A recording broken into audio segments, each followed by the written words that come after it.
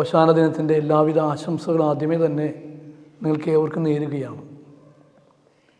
ഓശാന, ഈശോയുടെ ഓശാന ആഘോഷം, അതിൽ പങ്കുചേരുമ്പോൾ നമ്മെ സംബന്ധിച്ച് ഈശോയുടെ ജെറുസലേമിലേക്കുള്ള രാജകീയ യാത്രയുടെ ആഘോഷമാണ് നമ്മൾ ഓശാനയായിട്ട് ആഘോഷിക്കുക.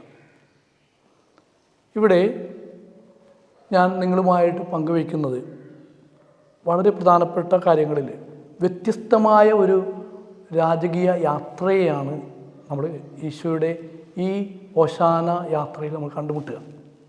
ഒന്നാമതായിട്ട്, സാധാരണ രാജാക്കന്മാർ കുതിരപ്പുറത്ത് വരുന്നു, എന്നാൽ ഈശോ കഴുതപ്പുറത്താണ് വരുന്നത്.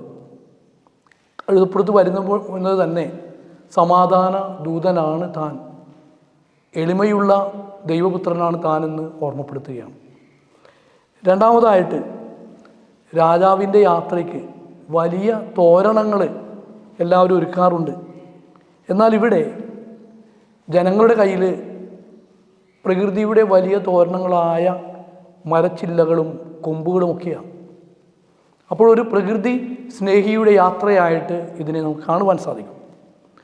മൂന്നാമതായിട്ട്, വഴിയൊരുക്കുമ്പോൾ ചുമന്ന പരവതാനിയോ പട്ടുവിരിച്ച ഇടങ്ങളുമൊന്നുമല്ല, മറിച്ച് പാവപ്പെട്ടവൻ്റെ കണ്ണുനീരും വിയർപ്പും ഉൾക്കൊള്ളുന്ന അവരുടെ വസ്ത്രങ്ങൾ വിരിച്ചാണ് ഈ രാജകീയ യാത്രയ്ക്ക് അവർ പങ്കുചേർന്നുകൊണ്ട് ആ ഹർഷ ആദരവ് അവർ പ്രകടിപ്പിക്കുന്നത്.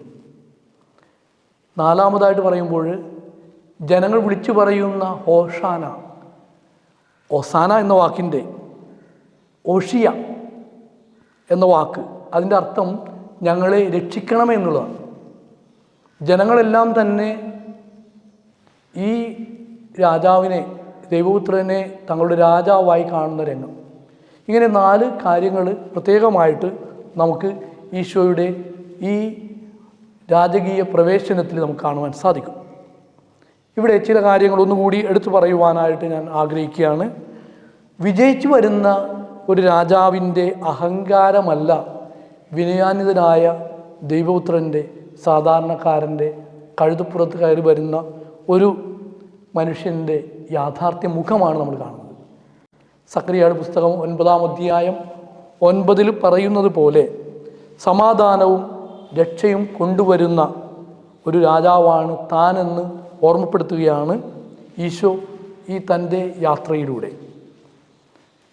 ജനങ്ങളുടെ വാക്കുകൾ, ജനങ്ങളുടെ ആർപ്പുവിളികൾ, ജനങ്ങളുടെ മുദ്രാവാക്യങ്ങൾ, ജയ് വിളിയിലൊന്നും മതിമറന്ന് ആഹ്ലാദിക്കുന്ന ഒരു മനുഷ്യനല്ല, ഒരു രാജാവല്ല താനെന്ന് നമുക്ക് പ്രത്യേകമായിട്ട് ഈ യാത്രയിൽ നിന്ന് മനസ്സിലാക്കാൻ സാധിക്കും. ഇതിനുശേഷം വിളിച്ചു പറയുന്ന ഈ ജനങ്ങൾ അവനെ ക്രൂശിക്കുക, അവനെ കൊല്ലുക എന്ന് പറയുമ്പോഴും അവൻ അവിടെയും നിർനിമേഷനായി നോക്കി നിൽക്കുകയാണ്. കാരണം ജനങ്ങൾ വിളിച്ചു പറയുന്ന വാചകങ്ങളല്ല തന്നെ ദൈവപുത്രനാക്കുന്നതും രാജകീയമായ യാത്രയ്ക്ക് നയിക്കുന്നതെന്നും അവന് വ്യക്തമായിട്ടറിയാം. ഇനി ഓസാന അത് വെറുമൊരു ആഘോഷമല്ല, അത് ഈശോയുടെ പീഡാനുഭവത്തിൻ്റെ മലകയറ്റമാണ്. ഇവൻ എൻ്റെ പ്രിയപുത്രനാണെന്ന് പിതാവിൻ്റെ വചനം അത് മനസ്സിൽ ഉണ്ടായിരുന്ന ആ പുത്രന് തനിക്കറിയാം താൻ ദൈവമാണെങ്കിലും ദൈവമായിട്ടുള്ള സമാനത നിലനിർത്തേണ്ട കാര്യമായിട്ട് അവൻ പരിഗണിച്ചില്ല എന്ന് ഫിലിപ്പിയർക്ക് എഴുതിയ ലേഖനത്തിൽ 2-ാം അധ്യായത്തിൽ പറയുമ്പോൾ ഈശോയ്ക്ക് തൻ്റെ യാത്രയെക്കുറിച്ചും തൻ്റെ ജീവിത ദൗത്യത്തെക്കുറിച്ചും വ്യക്തമായ ധാരണയുണ്ടായിരുന്നു. നമ്മുടെ ജീവിതത്തിൽ കത്തോലിക്ക സമൂഹം ആർഭാടങ്ങളിലും ആഘോഷങ്ങളിലുമെല്ലാം അവയുടെയൊക്കെ ചമയങ്ങൾ അണിഞ്ഞ് മതിമറന്ന് ആഹ്ലാദിക്കുമ്പോൾ ഈ കാലഘട്ടത്തിൽ ഈശോനാഥൻ നമ്മെ ഓർമ്മപ്പെടുത്തുകയാണ് എങ്ങനെയാണ് നമ്മൾ രാജകീയ ദൗത്യം ഏറ്റെടുക്കേണ്ടതെന്ന്. അത് എളിമയോടുകൂടി, നമ്മുടെ ചമയങ്ങളെല്ലാം പ്രകൃതിയോട് ചേർന്നായിരിക്കണം. നമ്മുടെ ആഘോഷങ്ങൾക്കൊന്നും മറ്റു രീതിയിലുള്ള ഒരു അഹങ്കാരഭാവം ഉണ്ടാവരുതെന്നുകൂടി ഓർമ്മപ്പെടുത്തുകയാണ്. ഏറ്റവും അവസാനമായിട്ട് ക്രൈസ്തവരുടെ ജീവിതയാത്ര അത് സ്വർഗീയ ജെറുസലേമിനെ യാത്രയാക്കിയുള്ളതാണ്. നാം മാമോദീസായിൽ ആരംഭിച്ച യാത്ര അത് വിശ്വാസത്തിൻ്റെ ദീപം കയ്യിലേന്തിക്കൊണ്ടാണ്.